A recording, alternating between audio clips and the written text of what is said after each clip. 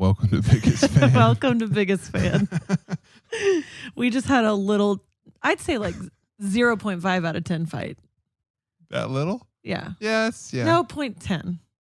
Point one? Point 10 out of a very, very tiny little We are tip. excellent at math, and that's actually our next episode is how to count. Anyway, we love each other. We worked it out. Welcome back to Biggest Fan. Jake has a handheld mic now, too. I do. I am a free girly. Oh, in charge of his own destiny, ready to rock. I can't tell if I love it or hate it, but here we are. He loves it. We're evolving. Mm-hmm.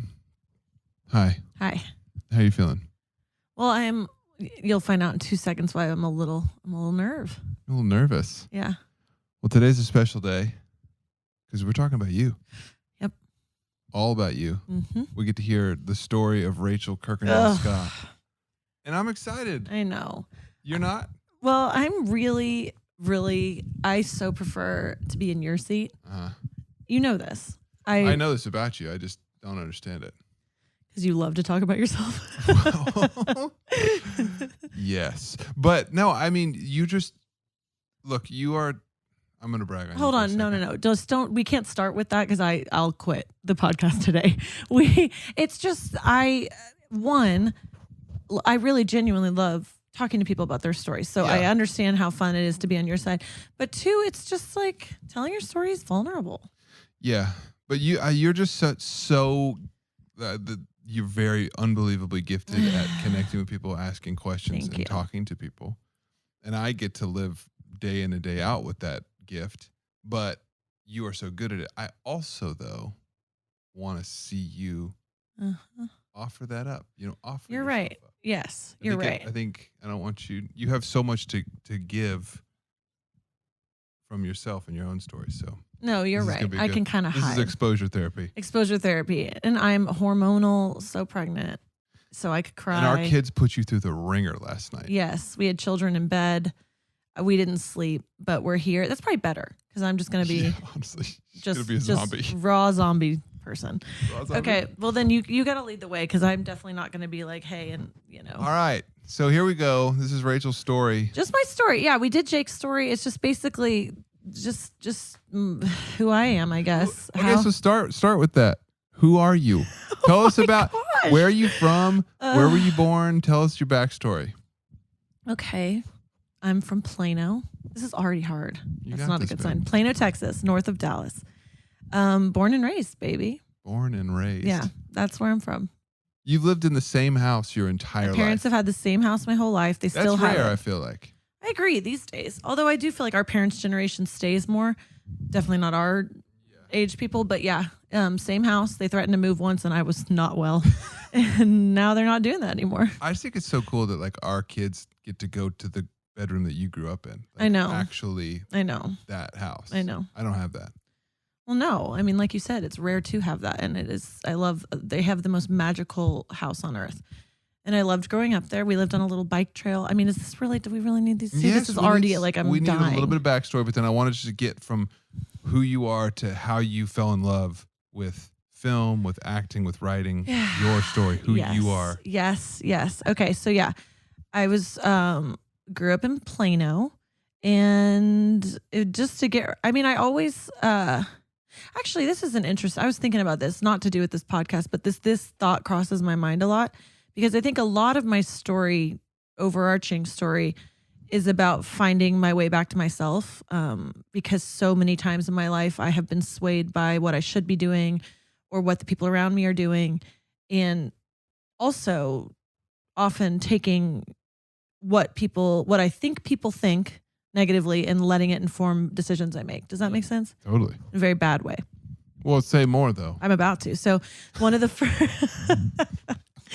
One of the first things I remember about that is being in elementary school and drawing something. And I don't remember, no one would have said this to me, but I remember thinking distinctly, I'm not creative. I'm not good at this. Creativity. How old were you? Oh, young, like, third grade or something.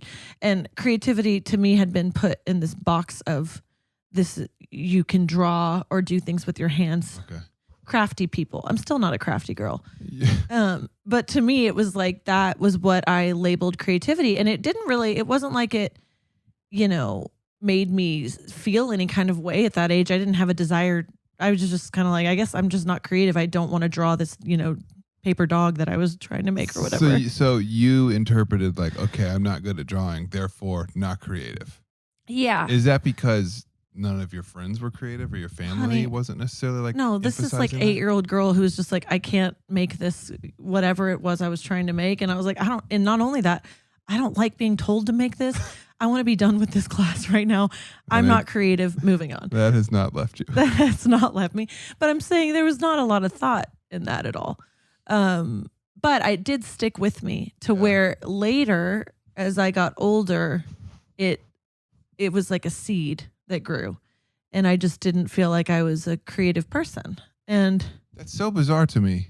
Why? Because you are so incredibly creative. I didn't really realize. How think how often people believe the opposite about themselves. Yeah, to be I know, true. but like I didn't realize how deep that went for you as a kid. Yeah, I just remember, how those memories you have from when you're younger, they're not, you don't have tons. So that especially the negative ones that you do have kind of stick out, but it's not like I dwell on it.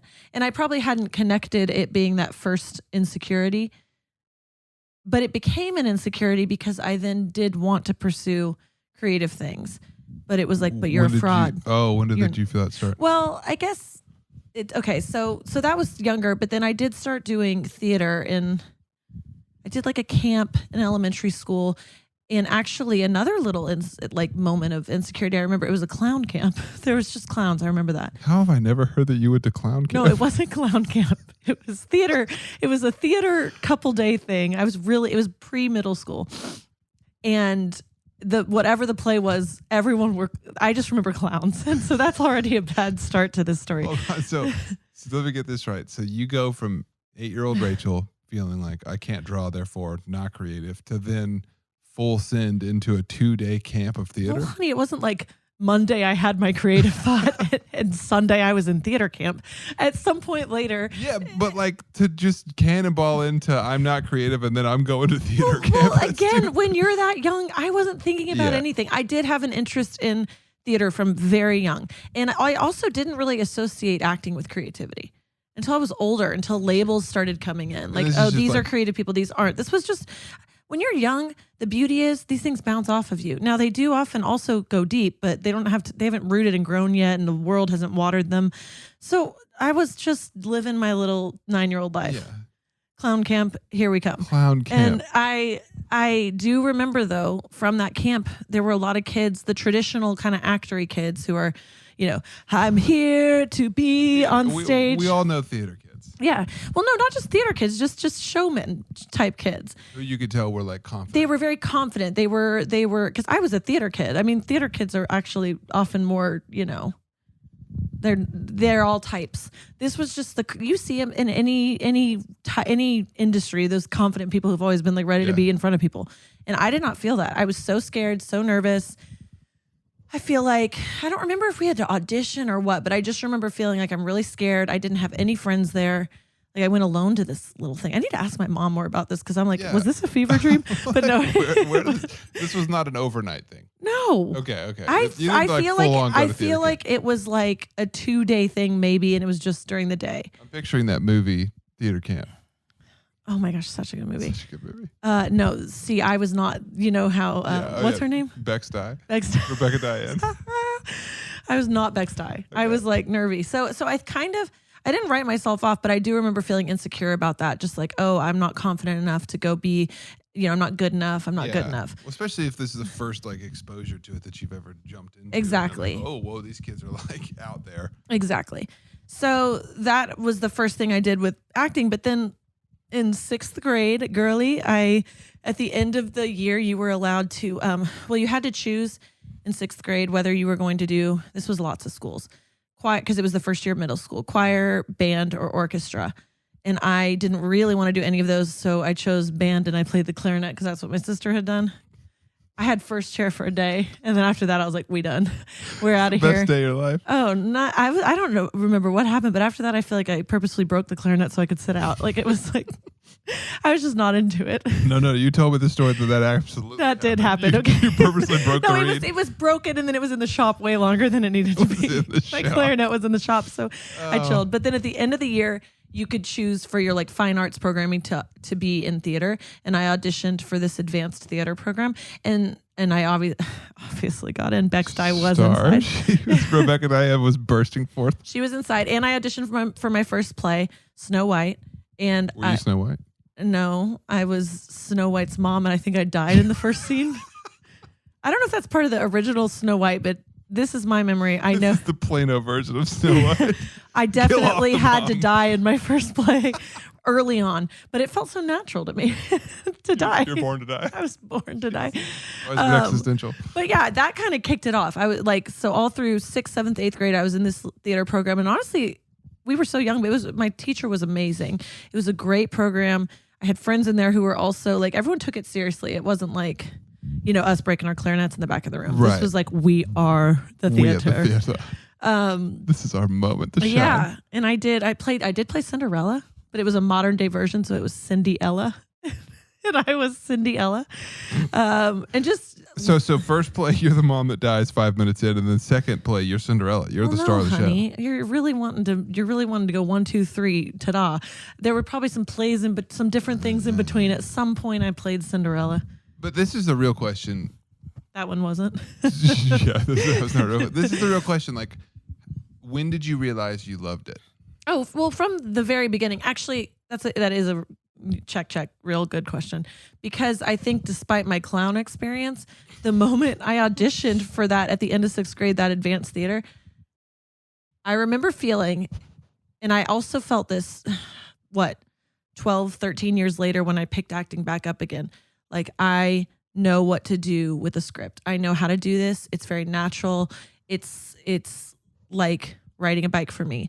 And I think when something comes naturally to you and you love it, I mean, it's like a drug, you can feel it. And I remember feeling that. I remember knowing, I don't know if you're supposed to say this, but I remember feeling like, I know I'm good at this. I know I love this. Yeah. And I was so young. How old are you in 6th grade? 11? I don't know, 10?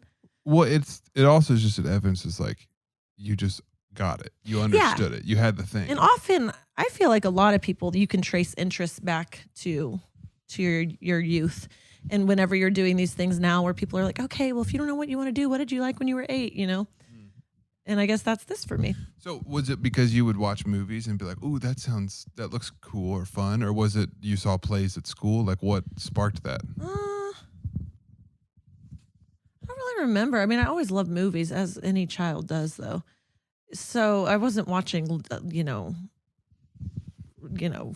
Martin, I don't want to say his name. You weren't watching Scorsese films? I think it's Scorsese. That's why I got nervous. As a 5-year-old? Yes, but I was for sure into Beauty and the Beast and those things. Oh, that's classics. But I don't know. You just know. Just in the same way that you wanted to play drums when you were 5 or 6. Like, I guess you saw that thing you do. But for me, it was. Yeah, I just thought I was like, that dude looks so cool. So I'm wondering if that was the same thing for you.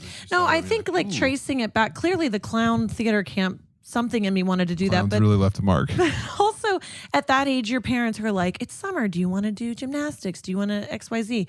And so something inside me wanted to do that. And then once I had to choose a fine arts thing, and I knew it wasn't going to be clarinet. Get that out of your system. It's not going to be choir. Still in the shop. Still in the shop, baby. I owe a lot of money. But I was like, oh, theater, this is what I want to do. So yeah, I obviously, and then I got in the play and I got into advanced theater, and it was just, I just loved it. Was there any part of you as a, young teen girl who was like, oh, this isn't cool? Like preteen. As like, oh, my friends are going to think this is lame. Okay. Actually, that's a great segue. So no, in middle school, no, because actually my friends, I had a lot of close friends who were doing it with me. Like my best friends were, not all of them, but several of them were in the class with me and doing the plays with me. That's amazing. Yeah. So it didn't feel like that. However, as time went on, I get into 9th grade, which in Plano, or at least where I went, it was 6, 7, 8 was middle school, and then 9 and 10 was high school. You had 2 separate high schools, 9, 10, and 11, 12. That doesn't really matter. What does matter is in 9th grade, you're then going to high school. You're, everyone knows that feeling. That's scary. You're having other schools joining you there. I think we had probably 1 or 2 other big middle schools coming. And that is when I really clicked into, I think 2 things happened. I think I feel like maybe the friends that I had who I was doing theater with, one or two went to different schools for high school, one or two stopped doing it. And it was like, oh, wait, sports is what's cool. And that's when I really clued into the need to be, I mean, I already had the need to be accepted and probably not cool at that age, but definitely accepted. It was a huge, like deep, that every human has it. But for me, that was such a driving force, is a desire to belong and a fear that I will not belong. And so in 9th grade, I did take a theater class and I loved it and like thrived in it. But that I was slowly like, this isn't cool anymore. It became much more in my mind like, this is lame. What's cool is to play sports. Like just the very traditional high school experience is what I had in front of my face as what I needed to do to be accepted. And I did play sports, so it wasn't like I can't do that. So I was like, I'll play, because I played soccer still. So I'll play soccer. And it wasn't even like oh, I'm so sad I'm sacrificing my dream. Because at that point it was like, my dream is to belong. And so deeper than the dream of anything else, my dream is to belong. And so like you didn't even feel the tug in your heart of like, oh man, I'm gonna. I was like, if it's a choice of me being lame or not, then I'm going the not way. Yeah. I'll sacrifice every part of myself. And at that age, though, you weren't thinking that way. All of this is subconscious. Yeah. I was just like, I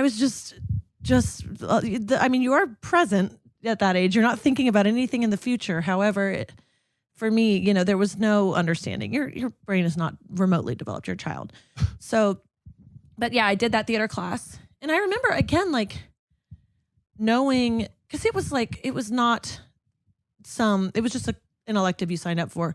But in the classroom, I remember that. I don't remember any of my other classes except for one that I always fell asleep in.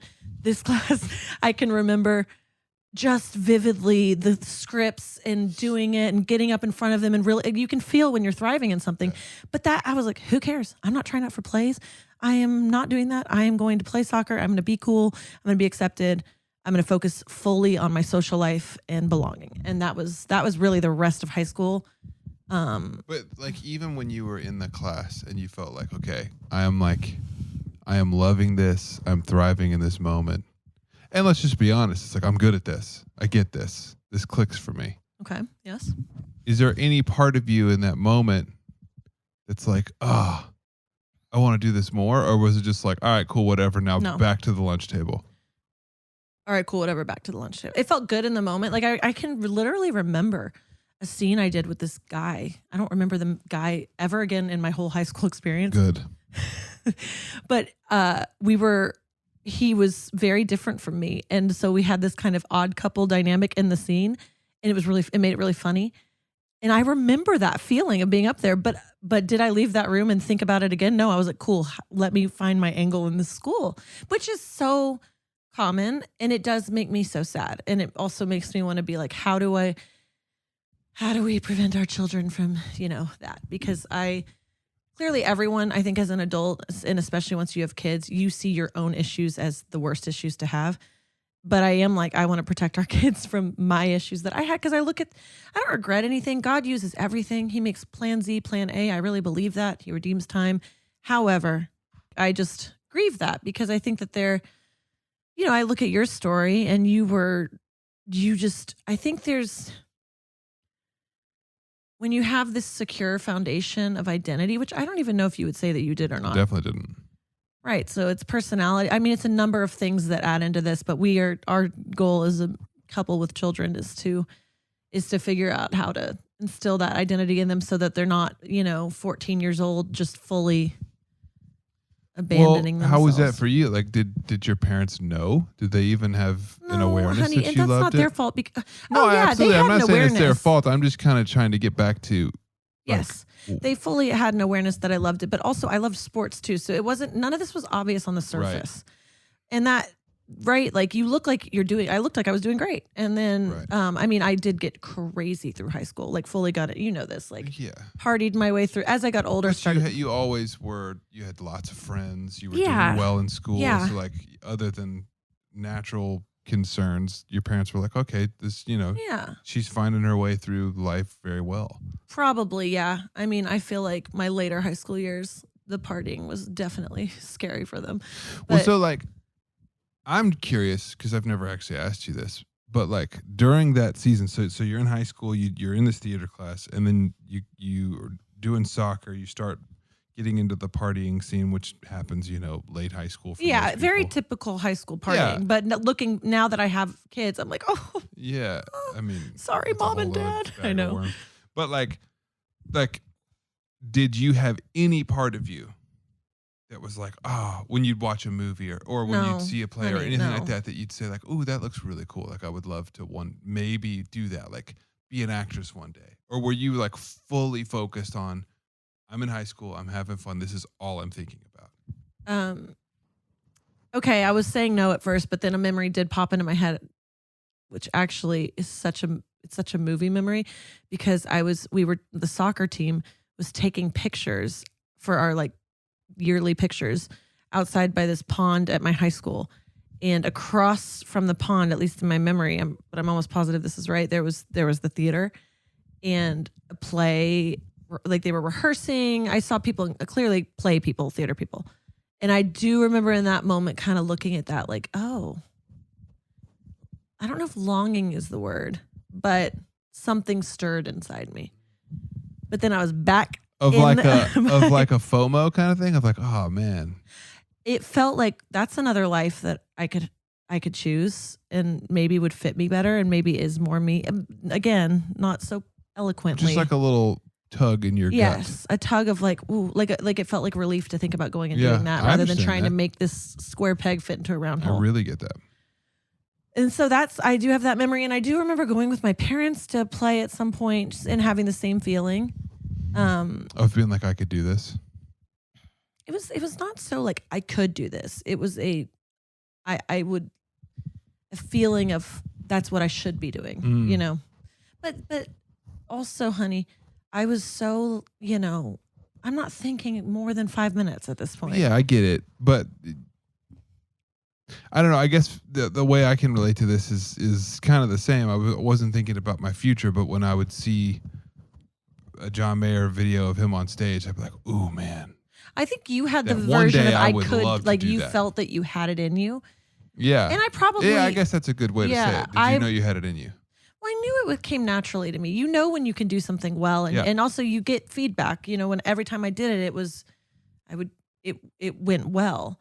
I'd be in the play or whatever. It was just clearly. Were you getting affirmation from your like classmates and teachers? Well, like remember at this point I did it for middle school and then one class in 9th grade. But yes, when I did, obviously I was, but I just didn't. It was never gonna be stronger than my need. It is a need to belong, and I had defined belonging as one very specific thing, and it was very toxic for me. And that was what ruled my life. And it ruled my life through getting into college but by the time I got to college, obviously you do mature some. And at that point I had decided, okay, I also always wrote, which is a different. Yeah, I want to get into that. Yeah. I mean, that was something, writing was always very natural to me too. It was less of a thrill. Acting was the thrill, and the kind of, acting was like the dessert of like, oh my gosh, this is just so fun. And writing was the meal, like I knew both felt very natural. And when did you first start noticing that you could write? My parents always saw it, and I actually don't know how, but my whole life they would say, you're a writer. And they're both writers. My dad's a lawyer. My mom's a journalist, broadcast, this, but she was a news reporter. So writing was very big in my family. Everyone can do it. And so they recognized it and they always affirmed it, but something in me rejected it. It was like, I don't want to be a writer. Because yeah, go ahead. I think my love for writing developed later. I could always do it, but the love for it felt, I didn't want to be boxed into just being a writer. And I probably had some version of it in my head of what a writer is that I didn't want to be. And so it was like, that's not me. Like what was the version? I don't really remember, but I think deep down I wanted to be an actress, and it was like, that's the cool thing. And you're telling me I need to go be a writer and be in a tiny room and write on my typewriter, and I don't want to do that. So it was more kind of like, oh, well, the writer is kind of behind the scenes. I don't want to be the Oh, it was just because I get it. I really understand that of like, oh wait, no, I want to be the star. I don't want to be the the background player. Yeah. I'm so struggling with how hard this is to talk about myself like this. Okay. I know. You probably, have you ever seen me do this? No, because you've never I will say, let's put yourself out. You're on? like, no, we gotta. Okay. I want to talk more about the writing because that is okay. such a huge part of your life. I remember that feeling that you just said happening more later after college, which we'll get into, feeling like I don't want to be the one behind the scenes. I want to be the one doing it in front of the camera, and I don't want to be. Oh, you probably have the same thought. Are you saying that because you don't believe in me that I can do it? Yeah, in like, front of. Oh, hey, you could be the B player here. You're not going to be the one on the front, but you probably have that more because there's the songwriters and then there's the musicians. Lots of actors acting and writing don't have to be. They're not so intertwined the way songwriting and musicians are. Yeah, true. But I guess even in the film world, it's like you kind of historically you want to be good, very segmented of like you're either a writer or you're an actor. You're not both. Yeah. And I mean, again, though, the kind of writing I was doing growing up, I wasn't writing plays. I was like writing articles and essays. Yes. Like but you knew you had a way with words. Like it was. Well, yeah, I'm remembering now. These are things you just don't ever think about. But I remember in a class, one of my teachers, I wrote something and she was like, I think she like read it out loud and was like, this is, how it needs to be. And then I did write something my senior year for a class. I think the way this went down, I wrote something for my English class, and I was always I think honors English. That was my subject.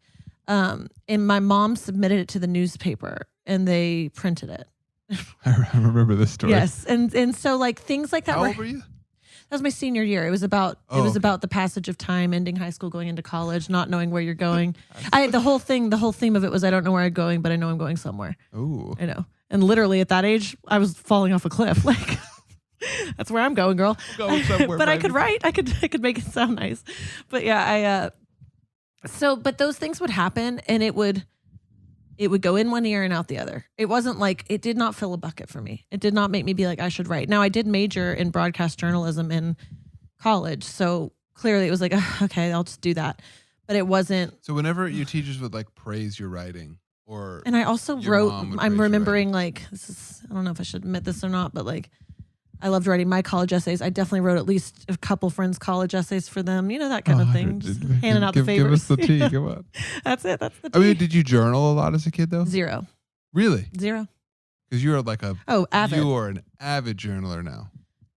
The way that I look at it as now looking back, I was not, I don't want to say survival mode, but I do think I was. And so still now when I get into obviously I don't live in survival mode now, but when I'm in it for moments, you lose a lot of the things that make you you. And so it is funny to think that I didn't journal growing up because it is such a core part of who I am now and in terms of how I express myself and how I feel really healthy and good.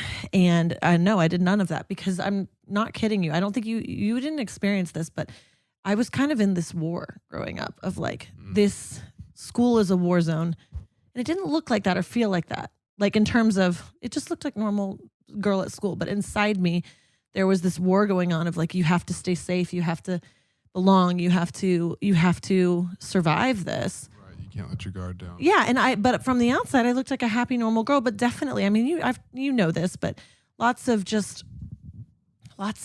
girl drama and all of this stuff that was just consuming my world. And when you're in that type of survival place, you're not journaling. At least I wasn't. You're literally surviving. I was not thriving. I was. Yeah. But it didn't appear that way because I was also having a lot of fun. And so I was getting I was like, half of my life I loved. And I wasn't aware of any of the trauma responses that I was living through, Well, I mean, yeah, you were a teenage girl with, dealing with a lot. This is all very normal stuff. And I was just caught up in all of it and lived very fully in that world. And so that was, anything healthy, which like, hey, a teacher affirming your writing. Hey, your mom submitted your paper and it got in the newspaper. Like these like things that, just kind of went into an empty void. Yes. And it's just like, all right, whatever. That doesn't matter if you don't feel like you're safe. Right. It's like, cool. That's nice. But really, I don't feel safe. And so man. it was looking back, I'm like, I don't blame myself. I don't blame anyone. I think this is part of life for every human on earth as you become an adult. And some people truly, they wake up, so to speak, way younger, or they wake up in their 20s or 30s or 40s. But as you do kind of wake up, it's this process of healing with God, with therapy, with different tools God provides. And you realize that we just live in the world is just broken in a lot of ways. And so I don't really know where I'm going with that other than just, it's not a blame game. I do think that it's like, okay, well, I understand that happened. And so that caused me to feel this, but really, I think, I don't know. I just don't want it to ever feel like you're like, oh, this happened to me and no, Yeah, totally. But I mean, I don't know. I guess I can relate in my own experience of just like, I guess my question for you is, do you regret any of those years? Like any of the ways that you lived through high school and college, now looking back on what your life is. Yeah. And what you're passionate about, like, are there any things you would have done differently? Oh my gosh, of course. Like what? Like everything. I mean, everything I'm saying, and that's where I think I keep going back to, I don't blame myself. I don't blame anyone for decisions I made. I was so young and I was in a lot of pain making those choices. And I also am prone to, I love people.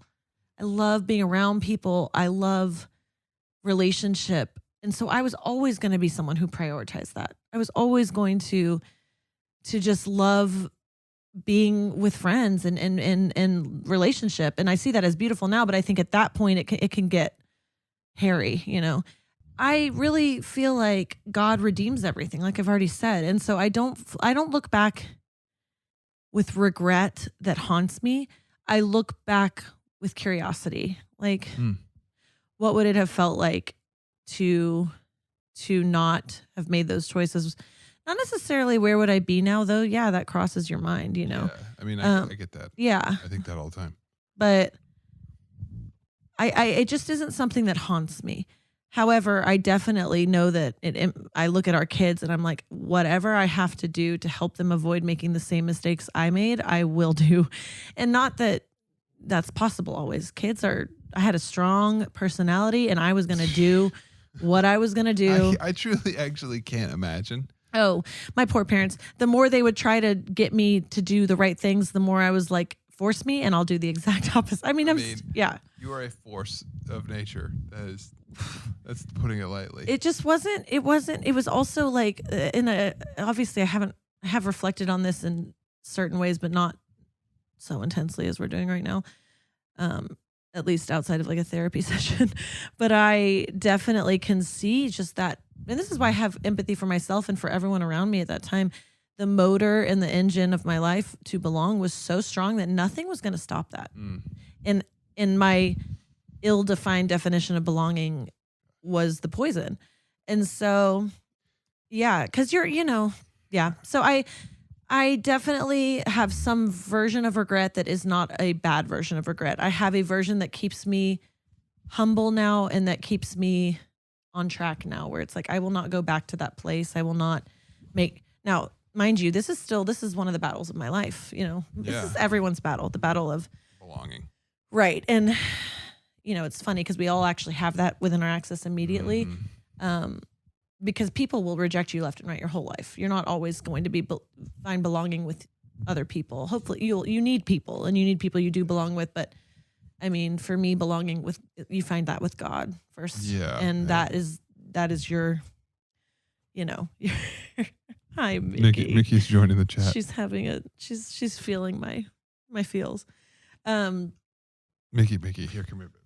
Come here. I'm going to come up here. Come here, Mickey. Wonder what that looks like on camera. Okay. Make yourself at home, babe. But she knows she can't wait. How do we? I'm sorry. This is. she's my accessory.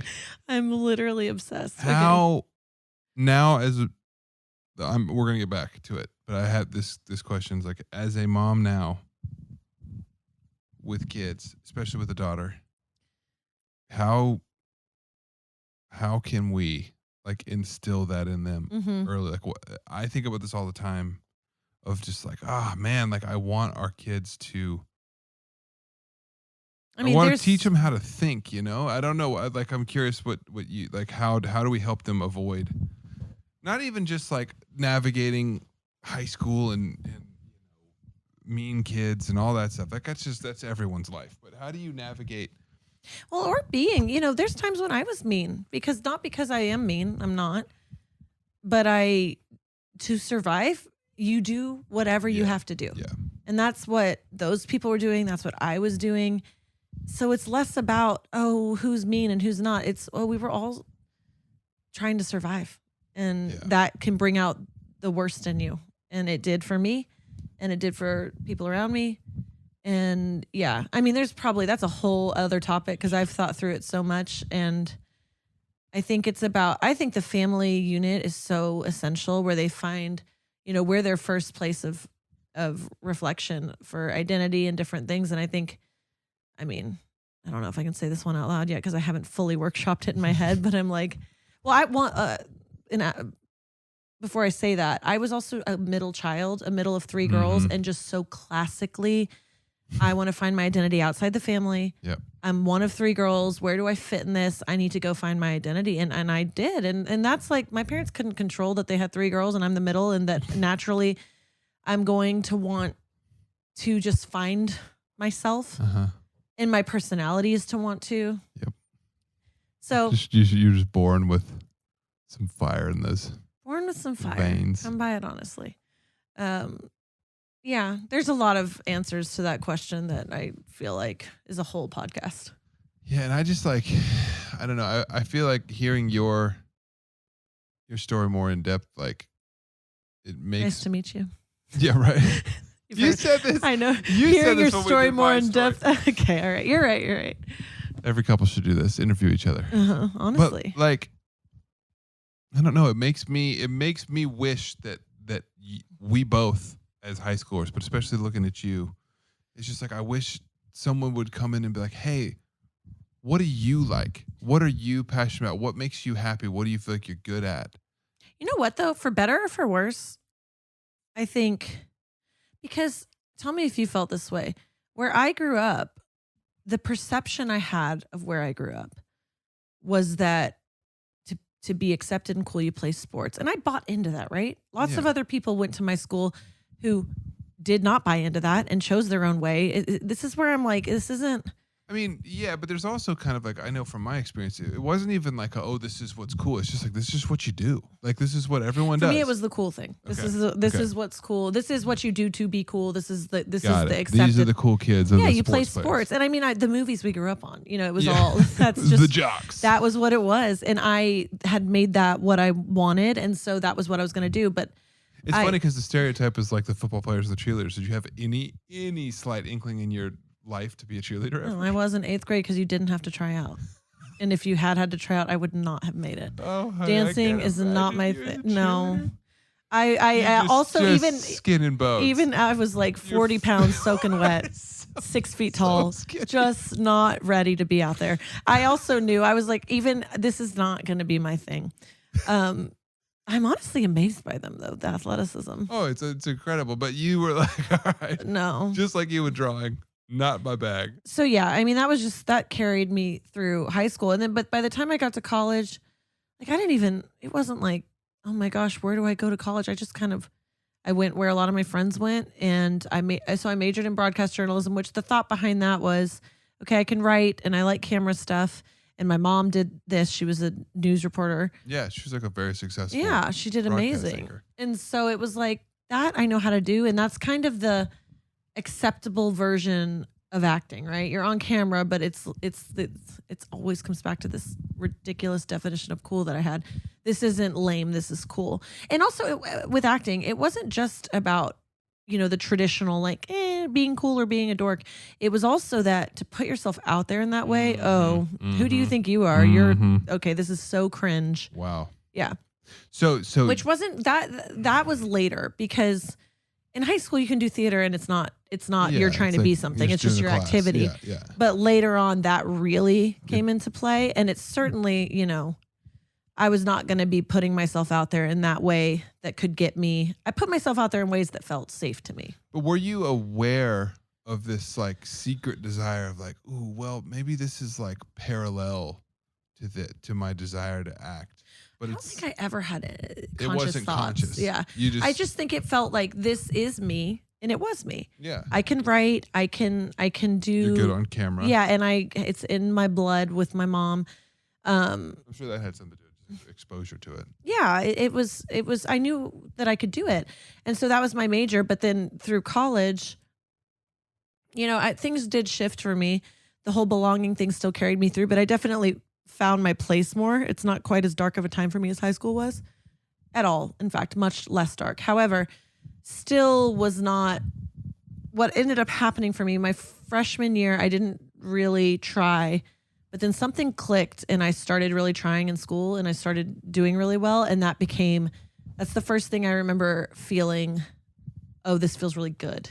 And that wasn't about social life. It was like, ooh, it feels good to make good grades and to thrive in school.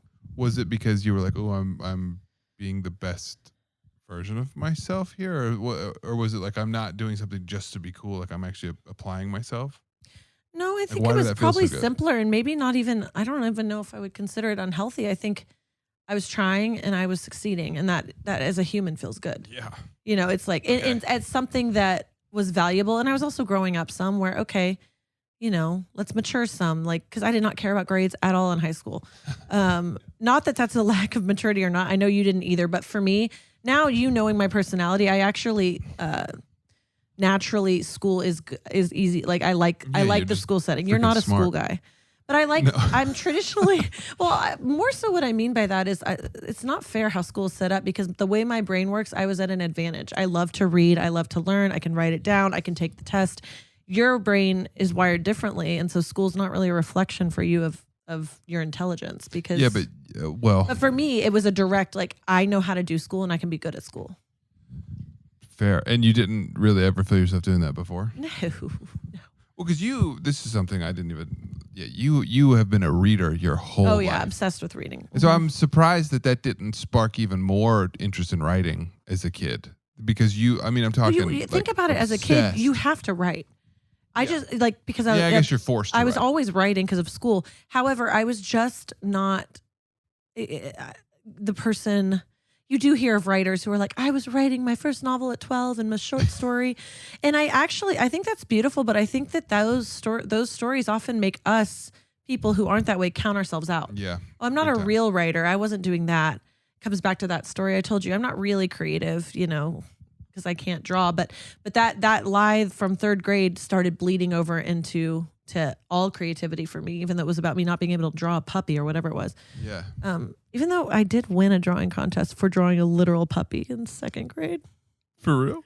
Yep. And I left before the award. A hard left turn. I left before the award was given. My sister brought it home and was like, "You won." It was like a bag of candy. I was like, "My puppy." I just wanted to come home. My prize. Anyway, later on, yeah. So yeah, I started. You started applying yourself in college. Started applying myself. Well. It felt good. But it also developed into big time perfectionism.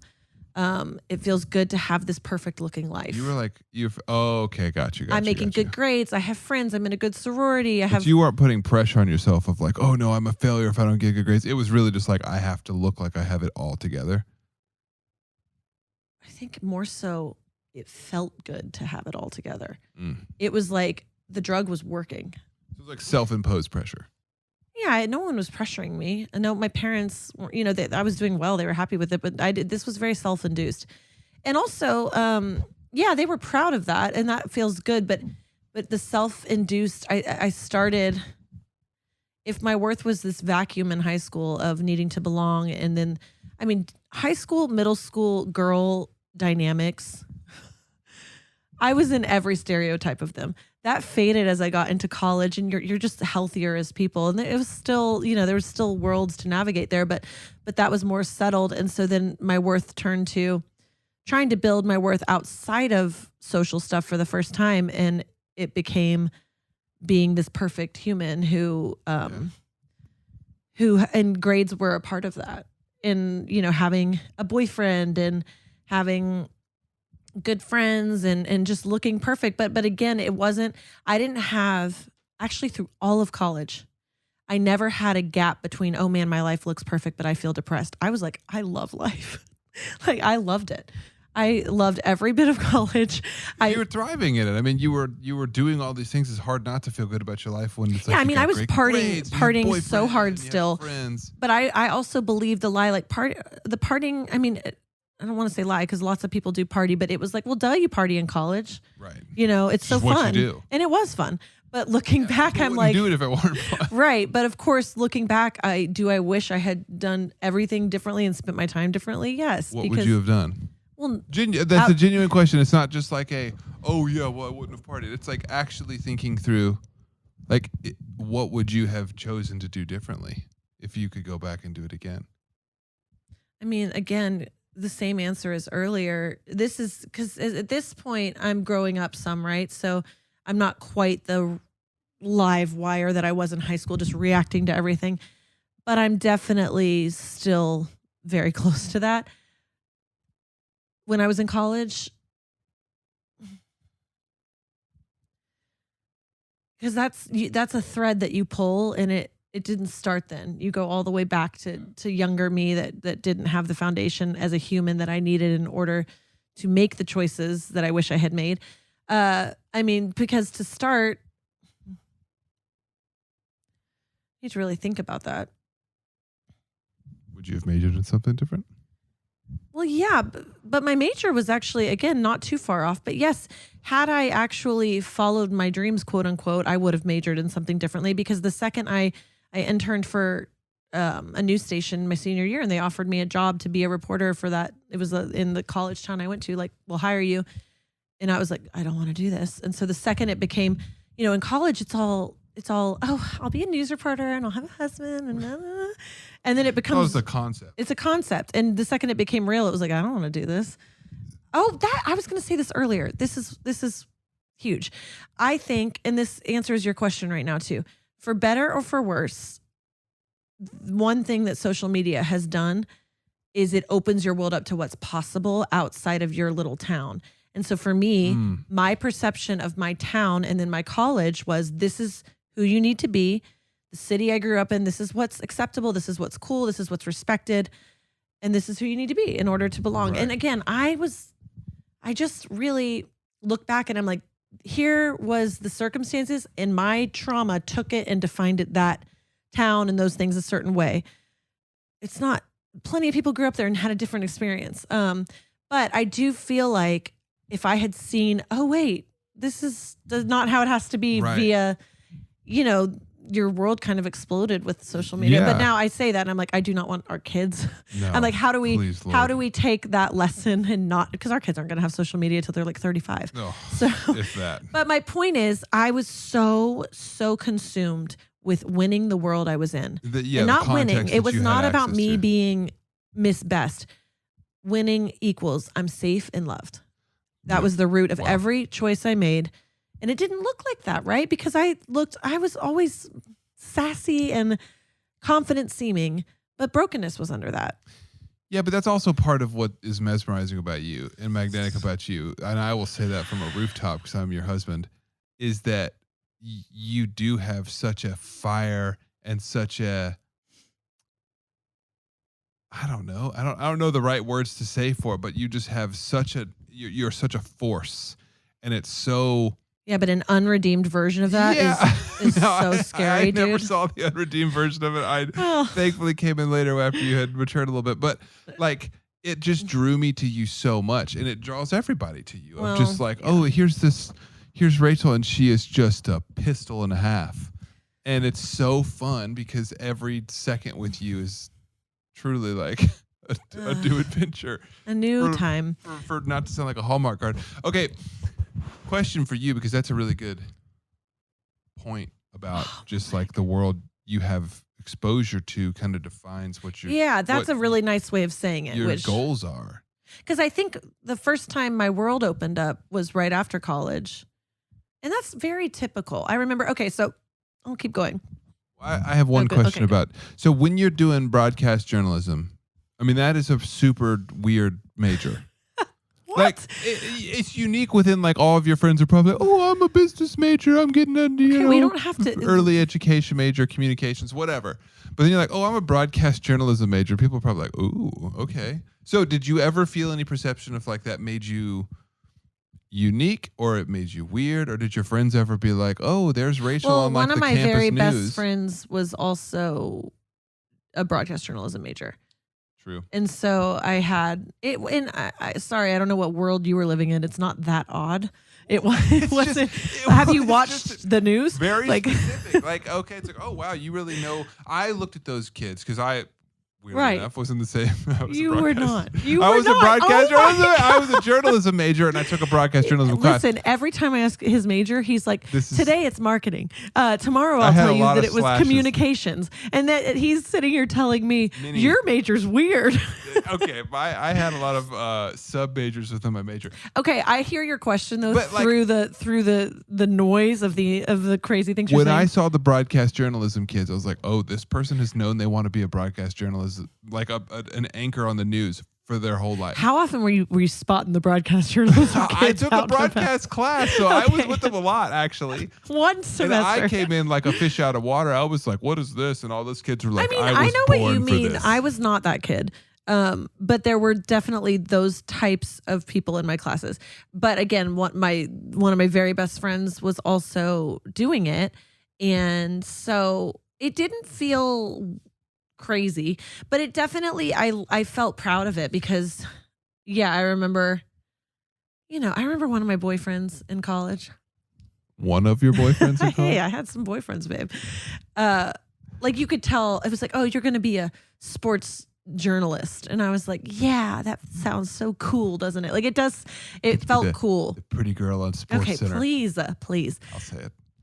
So that felt good. And it also, I think, felt, now reflecting, it did feel, because in high school I had really just followed, okay, I'm just going to play a sport. Nothing really connected to me. Having this major felt closer to me than any other choice I had made. So it felt authentic in a way that I hadn't experienced, because it was like, yeah, this is something I like. I do like, I like it, all through college. Again, my writing was affirmed. So it felt like this is actually reflective of me. And now that it's so funny because I've touched on this already, but authenticity is so huge to me as a human. But I didn't come into touch with that when I was still in survival mode. Because again, nothing matters except surviving when you're in survival mode.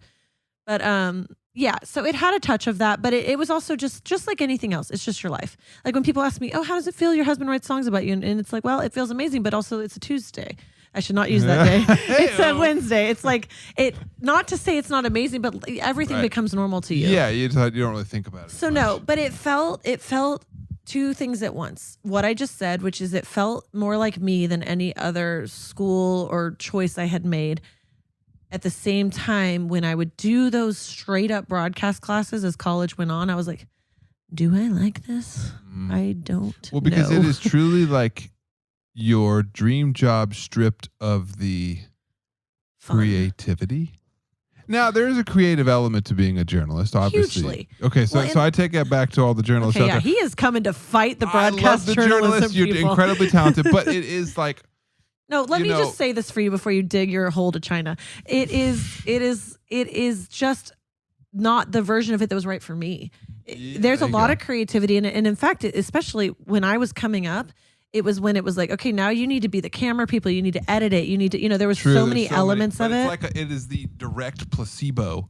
It's like the parallel universe to what you actually wanted to do, which which if I were trying to do acting, but I was meant to do news, then it would have felt the same, just reverse. Like I would have been in my acting classes, wishing that I could. Which is kind of interesting. I'm thinking about this. The difference is like journalism is the pursuit of facts at all costs and like getting to the bottom of the truth. Whereas you got that right. That's your first correct fact about broadcast journalism. Whereas writing a movie, writing a script is you're creating a fantasy world that is based in truth, and you're trying to get to the bottom of human experience, but it is actually the opposite. Yeah, that's actually, you're finally got one right, babe. We should end this podcast now.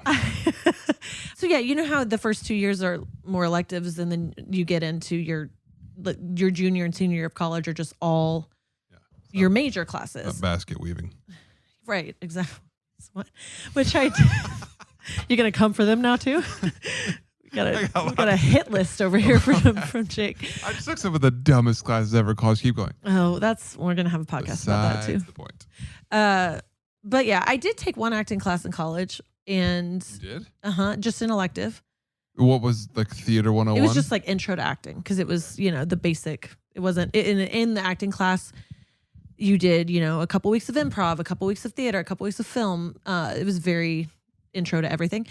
And actually, that was the first time I really improvised, and I loved it. But again, I was in this world of the college false reality where it was just like, oh, this is a fun thing I'll dip my toe in. And then I was just fully living for the college life. I was so invested, and I loved every second, like I've already said. And so that did not pop until I graduated, until I got that job offer with the news. Did I say that? Yeah, the job offer.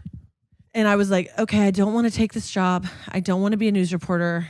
When it got real, you were like, ooh. It got real, and also it was going to require me to stay in the college town, Lubbock. True. And I was like, I want to go back to Dallas. Lubbock's amazing. Shout out Lubbock. Oh, well, yeah, it's nothing to do with Lubbock. It is amazing. I just didn't want to stay there. I knew I wanted to go. I wanted to be in a big city. And so I was like, I'm going to turn this job offer down. I don't think I want to do that. And then post-college, so much shifted for me. That's probably like we've been talking a long time. It's probably time for a part 2. We're going to need to do part 2. Okay. We'll be back with part 2. We'll be back. Will Rachel's Jake be story. alive, or will I have murdered him? I will probably know. come in with one less limb to this next Okay, episode. I'm really kidding, but this is I've been You did a really good job. You stayed in it. I could feel that you wanted to punch me in the face a few times. It's so weird. I definitely did. Just for you asking simple questions. Something, I don't know what this is. We'll do another podcast about my resistance to talk about myself. I think that's a good episode. Okay. Love ya.